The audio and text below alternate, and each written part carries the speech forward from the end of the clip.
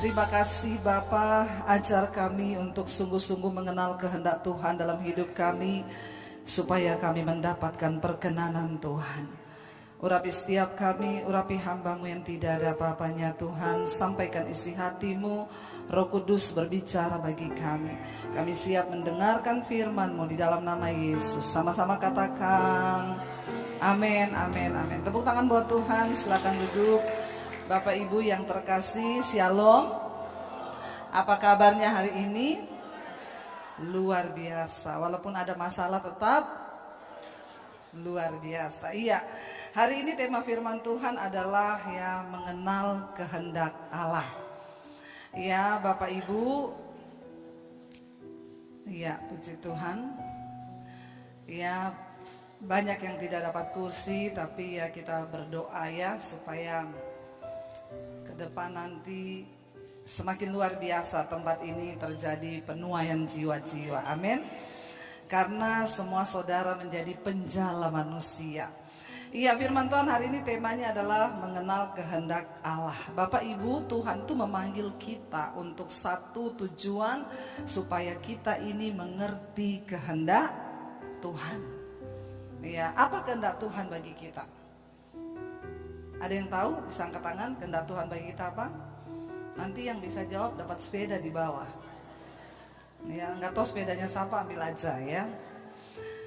Kehendak Tuhan bagi kita ini yang pertama tentunya diselamatkan. Setelah kita diselamatkan, maka kita juga harus membawa orang-orang untuk diselamatkan. Itu aja. Tuhan memanggil kita bukan untuk menjadi kaya, supaya yang tadi rumahnya 1 jadi 3, yang tadinya mobilnya 1 jadi 5. Enggak. Kekristenan itu simple. Kita dipanggil, kita diselamatkan untuk menyelamatkan, kita dipulihkan untuk memulihkan.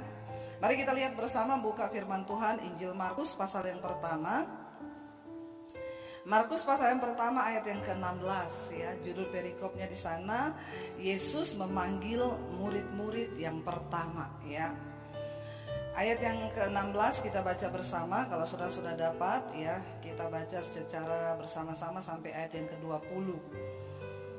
Markus pasal yang pertama ayat yang ke-16. Sudah dapat? Katakan amin. 1, 2, 3. Ketika Yesus sedang berjalan menyusur danau Galilea, ia melihat Simon dan Andreas saudara Simon. Mereka sedang menebarkan jala di danau, sebab mereka penjala ikan. Ayat 17. Yesus berkata kepada mereka, "Mari ikutlah aku, dan kamu akan kujadikan penjala manusia." Ayat 18. Lalu mereka pun segera meninggalkan jalannya dan mengikuti dia. Ayat 19. Dan setelah Yesus meneruskan perjalanannya sedikit lagi, dilihatnya Yakobus anak Zebedeus dan Yohanes saudaranya sedang membereskan jala di dalam perahu. Yesus segera memanggil mereka, dan mereka meninggalkan ayahnya Zebedeus di dalam perahu bersama orang-orang upahannya, lalu mengikut dia. Bapak Ibu, kalau kita melihat di sini Yesus ya memanggil, di sana dikatakan memanggil murid-murid yang pertama. Kehendak Tuhan dalam hidup kita yang pertama adalah kita ini menjadi murid ya, kita menjadi murid. Apa itu namanya menjadi murid? Bukan hanya orang percaya, tapi kita menjadi murid. Murid itu selalu pengennya belajar. Ya, tentunya kita di sini belajar firman Tuhan. Bagaimana kita bisa mengetahui firman Tuhan, kehendak Tuhan dalam hidup kita? Ya cuma satu, waktu kita bergaul dengan firman Tuhan. Karena firman Tuhan adalah isi hati Tuhan, Allah sendiri. Kita bisa mengetahui kehendak Tuhan yang pertama tentunya lewat firman. Makanya orang Kristen kita semua terpanggil untuk menjadi murid dulu. Amin. Siapa ya di sini yang sudah jadi murid, yang tiap hari baca Alkitab? Ada yang tiap hari baca Alkitab? Puji Tuhan. 1. Yang lain tiap hari nonton drama Korea. Ya, masa cuma ada satu ibu loh yang tiap hari baca Alkitab, yang tiap hari dengar firman deh, entah itu lewat YouTube, lewat mesbah doa di Debbie Basir TV, lewat mesbah syukur. Siapa yang tiap hari dengar? Angkat tangan. Semua ya, saudara, puji Tuhan ya. Jemaat mesbah doa semua ini, haleluya ya. Iya, yang penting setiap hari kita tuh mau belajar. Makanya di mesbah doa itu saya pengajarannya itu dari kitab Kejadian. Supaya orang Kristen itu tahu firman Tuhan. Bagaimana kita bisa mengerti kehendak Allah kalau kita sendiri tidak pernah belajar firman Tuhan. Kita bisa mengenal kehendak Tuhan itu kalau kita tahu firman. Yang muda-muda di sini yang belum dapat jodoh. Ya, bagaimana engkau bisa memilih jodoh yang tepat, yang terbaik kalau engkau tahu firman, supaya engkau tidak salah jalan memilih jodoh, nggak salah.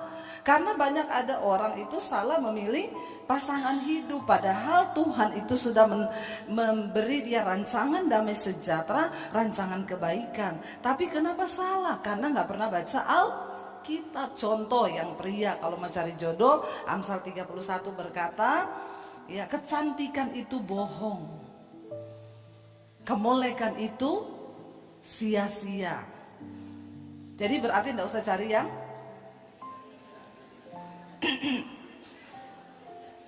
ya.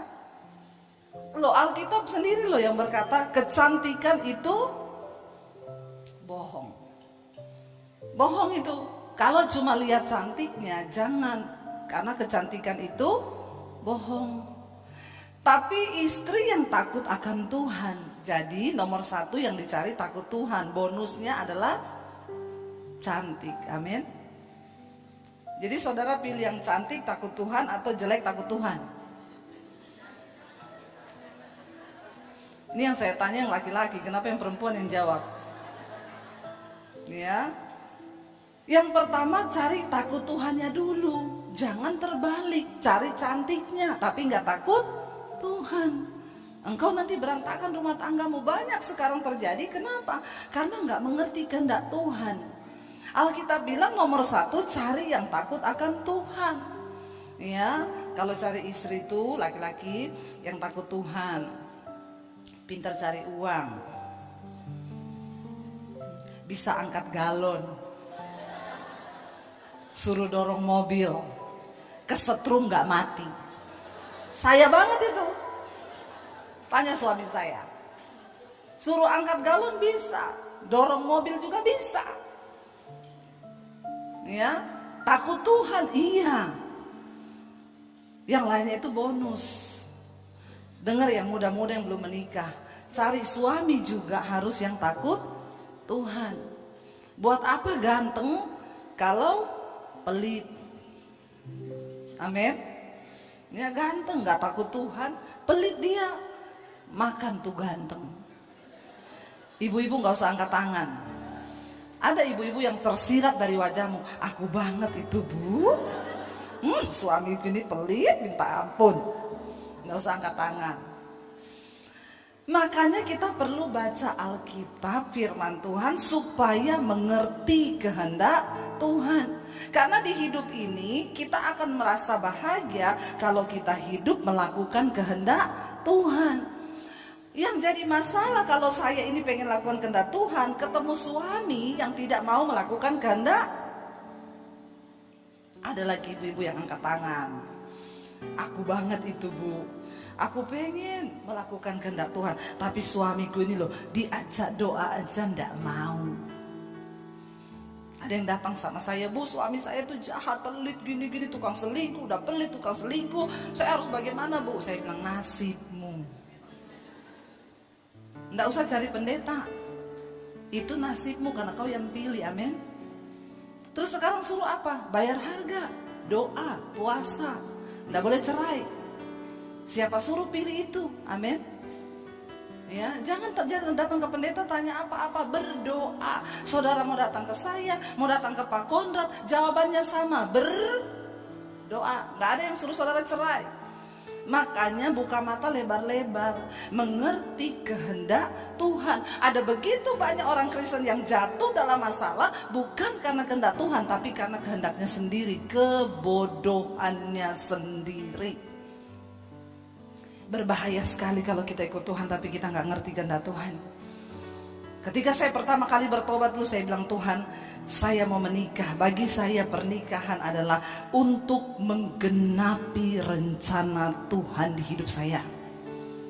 Jadi kalau saya ketemu suami yang hanya menggagalkan rencana Tuhan, lebih baik saya tidak menikah. Ya, karena saya ingin menggenapi rencana dan kehendak Tuhan dalam hidup saya. Makanya bagi saya pernikahan adalah menggenapi rencana Tuhan. Saya harus ketemu pasangan yang akan mendukung saya untuk menggenapi kehendak Tuhan di dalam hidup saya.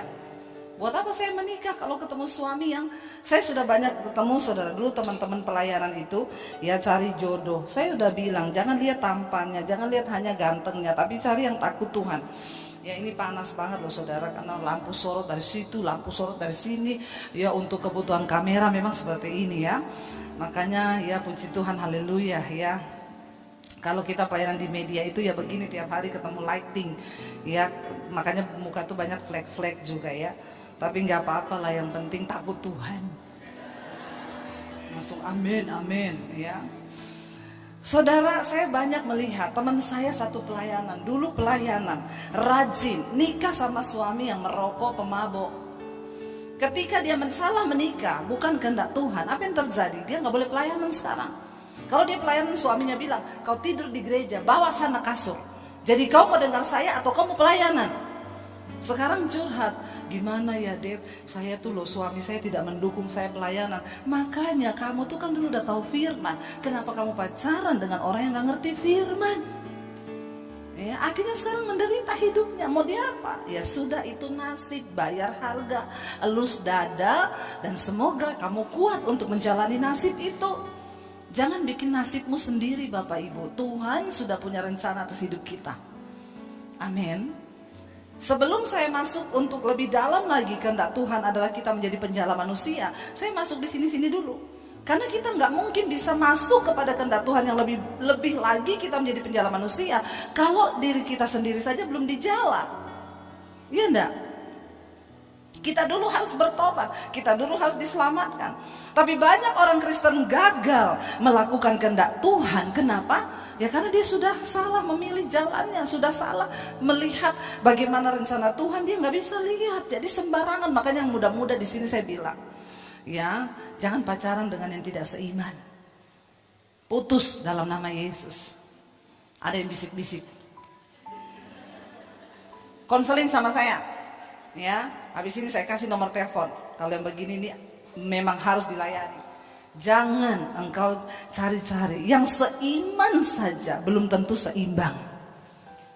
Ya, apalagi yang tidak seiman. Tapi kan saya mau menangkan dia, Bu Pret. Saya banyak dapat orang ngomong begitu, akhirnya hamil yang perempuan. Waktu hamil tidak mau dinikahi kalau tidak menyangkal Yesus.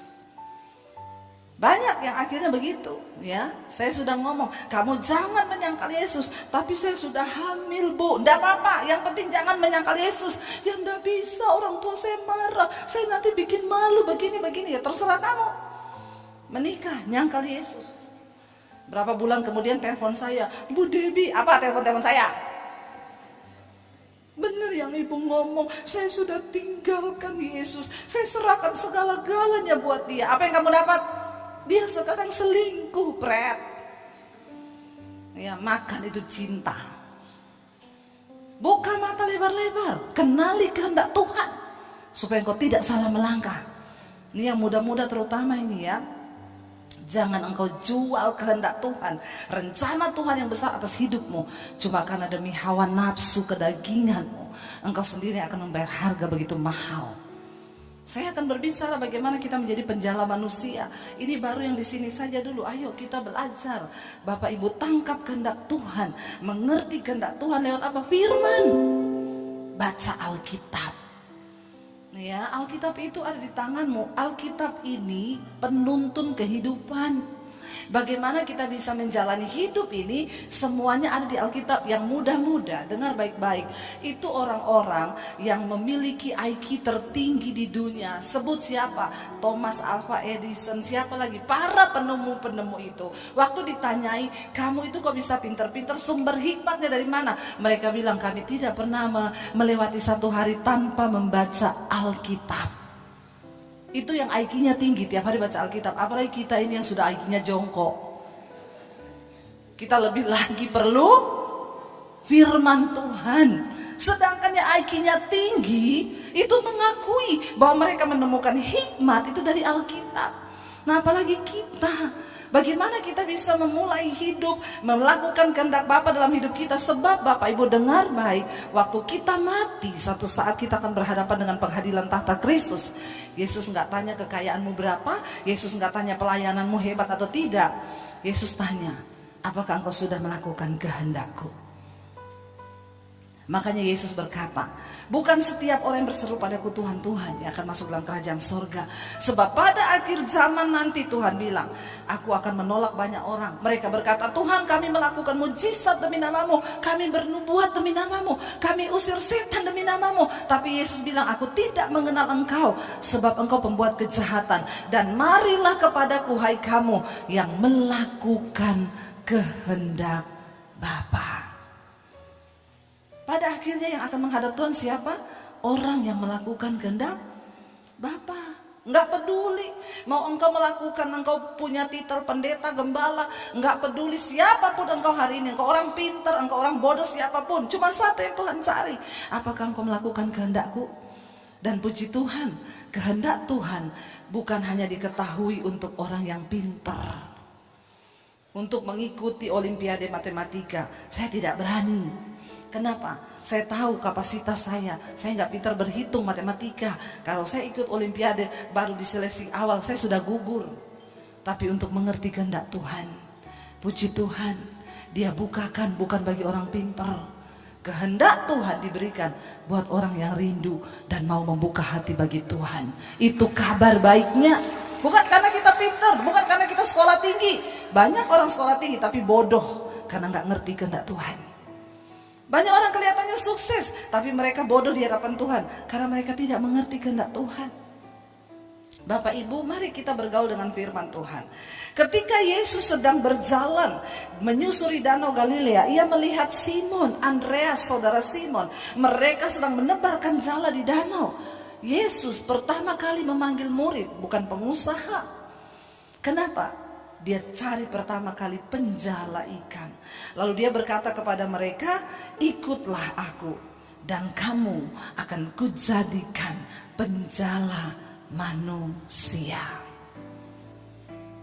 Kita harus masuk dalam kehendak Tuhan yang berikutnya. Setelah kita diselamatkan, kita mengerti kehendak Allah, baru kita bisa masuk kepada kehendak Tuhan yang lebih lagi, yaitu menjadi penjala manusia. Menyelamatkan orang-orang yang tersesat, membawa mereka kepada Kristus supaya jiwanya boleh diselamatkan. Ini pun bukan orang pinter. Tuhan gak pernah cari orang yang harus sarjana S1, S2, S3, S21 kayak Samsung. Ya, kejauhan kita kalau mengandalkan SS, kalah kita sama Samsung. Ya, Tuhan gak cari orang pinter. Dia cari penjala ikan yang sedang di pinggir danau. Bukan orang yang punya pendidikan sekolah yang tinggi, tapi mereka adalah penjala. Supaya lebih gampang Yesus menunjukkan kehendaknya, dia bilang apa? Hari ini kamu gak usah jadi penjala ikan, ikut aku jadi penjala manusia. Saya pelayanan di Morowali. Jadi kalau ke Morowali itu, kita dari Makassar naik pesawat kecil, ya itu baling-baling. Ya itu penumpangnya hanya sekitar 20 orang. Itu ketahuan saudara, itu paling banyak kan yang naik itu buruh. Apalagi kalau dari China, itu mereka buruh-buruh ya yang akan bekerja tambang di sana. Saya dan suami, kita turun masuk ke pintu pemeriksaan di Bandara Makassar dengan buru-buru yang dari China itu. Mereka lewat-lewat, saya sama suami begitu lewat, ya penjaganya bilang gini, mau ke Morowali ya Bapak Ibu? Iya, punya tambang ya di sana. Ya, kita tambangnya kayak pemilik tambang. Puji Tuhan ya. Saya bingung mau jawab dia. Dia pikir kita punya tambang nikel. Saya bilang, oh iya, saya punya tambang di sana. Tambang apa, Bu? Tambang manusia. Karena manusia juga perlu digali, dikumpul. Saudara, ya, Yesus memanggil penjala ikan supaya lebih gampang bicara kepada mereka. Mulai hari ini kamu gak akan jadi penjala ikan lagi. Aku akan memakai hidupmu untuk menjadi penjala manusia. Ya, Yesus panggil mereka. Dan dikatakan di sana, langsung loh, mereka pun segera meninggalkan jalannya dan mengikuti Dia. Bapak Ibu, kita ini sedang dipersiapkan Tuhan untuk menjadi orang-orang yang akan dipakai Tuhan menjadi penuai-penuai di akhir zaman. Dia telepon mama papanya, dia bilang, ibu bapak tolong menghadap ke sekolah, saya mau ngomong tentang anak ibu dan bapak. Lalu tadinya suami istri ini tidak mau ngaku kalau mereka tuh sering berantem. Mama, ini anak. Kalau gitu yang harus saya layani ini orang tuanya.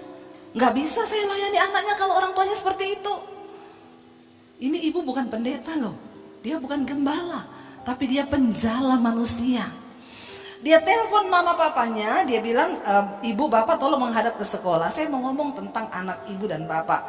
Lalu tadinya suami istri ini tidak mau ngaku kalau mereka tuh sering berantem, padahal anaknya sudah cerita. Lalu ibu ini biarin aja. Dipanggil keduanya, akhirnya ibu tuh minta nomor HP WA, sering WA-WA-an sama istrinya. Lalu istrinya mulai curhat. Iya, saya sama suami saya sering bertengkar. Suami saya sering pukulin saya. Dia sering kejar saya pakai sapu, pakai apa saja. Jadi anak saya tuh melihat setiap hari, makanya anak saya jadi seperti itu. Lalu ibu ini berkata, Bu, ibu sama suami harus banyak dengar firman Tuhan. Ibu sama suami harus banyak baca firman Tuhan. Lalu dia bilang, lalu Bu, istrinya itu, karena saya sudah kasih nomor WA, tiap hari telepon.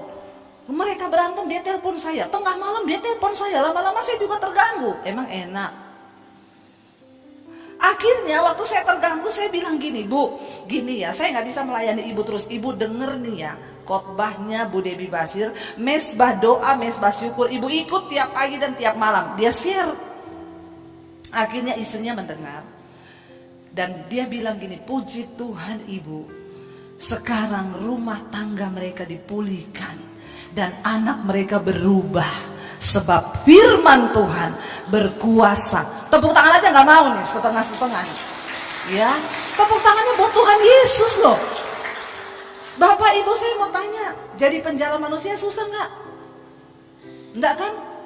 Coba bayangkan kalau semua orang Kristen merasa terpanggil, punya beban, punya hati yang sama, melihat jiwa-jiwa di sekelilingmu, bukankah wow? Satu orang dipulihkan, dia memulihkan orang lain. Satu orang dijala, dia menjala yang lain. Wow loh Bapak Ibu. Saya begitu terharu. Dia bilang, Bu, puji Tuhan. Sekarang dia berkata kepada saya, Bu, terima kasih ya, untung ibu kirimin saya tuh khotbah. Makanya saya selalu bilang, Bapak Ibu jadi penjala manusia sekarang gak sulit. Engkau tinggal kirim khotbahnya Pak Konrad, share ke temenmu. Yang merasa engkau diberkati, mesbah doa, mesbah syukur, share. Engkau gak perlu ngomong. Jangan bilang saya gak bisa ngomong, Bu. Satu share yang engkau sharekan, ketika dia sedang dalam kegalauan, dia sedang dalam putus asa, tiba-tiba dia klik khotbah yang engkau share itu, Roh Kudus jamah, dia bertobat. Itu jiwanya itu masuk kepada engkau. Tinggal tunggu bonus dari surga. Kan ini sistem kerjanya kayak MLM toh. Nah, ketawa begitu dibilang MLM kan, cari satu dapat satu, cari lagi, bonusnya buat saudara. Itu namanya kita bekerja bagi kerajaan Allah. Dimanapun, engkau tidak harus menjadi pendeta. Engkau harus datang, Bu Debbie, saya mau masuk ke sekolah misi, tapi saya sudah tua, jadi penjala manusia aja. Ya, karena yang kita cari umur 33, batasan yang masih bisa dikirim ke desa-desa, itu membutuhkan orang-orang yang kuat. Tapi kalau saudara, hei, engkau dipanggil bukan untuk duduk manis di gereja loh. Enak pakai AC. Ya, tinggal dengerin orang khotbah, yang khotbah keringetan, saudara enak kedinginan. Coba toh. Buat apa saudara duduk di gereja, dengar firman, hidupmu diubahkan, engkau pulang ubahkan orang lain. Saya ketemu jemaat Misbah Doa, saya datang ke rumahnya, dia bilang, Bu, pembantu saya pengen foto sama ibu. Pembantu ibu, tadinya tiap malam saya kan dengar Misbah Doa. Saya ajak dia masuk di ruangan, sini sama ibu dengar Misbah Doa daripada kamu. Dia bukan orang Kristen, Bu, dia orang seberang. Tapi dia sekarang tiap malam dengar Misbah Doa. Saya datang, ibunya bilang, sini kamu lihat siapa yang datang. Lihat saya, langsung nangis, termehek-mehek, termewek-mewek. Loh, kenapa Mbak? Ngomong dulu baru nangis. Ya udah saya peluk dia, saya doain. Kenapa Mbak? Aku mengalami Tuhan lewat khotbah-khotbah Ibu. Aku diubahkan Bu, aku dipulihkan. Loh saudara, cuma dari awalnya nyonya yang dengar Misbah Doa ngajak pembantunya ikut. Dia nggak usah menginjil. Dia nggak ngomong, dengar Yesus berkata dalam Markus pasal yang pertama ayat yang ke-16. Nggak perlu. Dengan kerelaan hati. Mertuamu berantem, ribut rumah tangganya, engkau doa, Tuhan aku mau kirim khotbah ini dalam nama Yesus, mertuaku bertobat, suami istri bertobat, supaya rumah tangga kami juga luar biasa. Ketika mereka diberkati, kirim temanmu, siapapun, curhat, kasih. Mungkin engkau gak bisa jawab, daripada engkau salah jawab. Ada yang konseling, suamiku selingkuh. Hari gini lu masih mau sama suami selingkuh, mending lu juga seneng-seneng. Ngapain lu urus suami selingkuh, makan tuh suami kayak begitu, kasih racun. Hati-hati, jangan salah memberikan nasihat. Bilang aja, aku gak bisa nasihatin banyak, saya doain, tapi kamu dengerin khotbah ini ya. Khotbah ini kemarin memberkati aku loh. Tuhan bekerja dalam nama Yesus, kirim. Sekarang terlalu mudah. Saya banyak dengar kesaksian orang-orang yang mengalami pertobatan hanya dari share link. Dia bilang, Bu, saya bersyukur mama saya pertama kali dengar Misbah Doa. Tadinya Bu, saya ini nggak tahu, tapi dia share terus. Dia di luar negeri. Mama saya tiap hari saya nggak pernah menonton. Tapi satu saat Bu, ketika saya dalam keadaan yang pelik dalam rumah tangga, saya buka-buka WA, saya lihat mama saya share, saya klik, saya dijamah Tuhan sewaktu mendengar khotbah Ibu. Saya bersyukur di kaki Tuhan, saya nangis. Sekarang Bu, rumah tangga kami dipulihkan. Tuhan ubahkan hidup saya. Amin Bapak Ibu. Ingat, saya cuma mau ngomong, saya undang imam musik maju ke depan. Bapak Ibu, satu saat kita semua akan mati.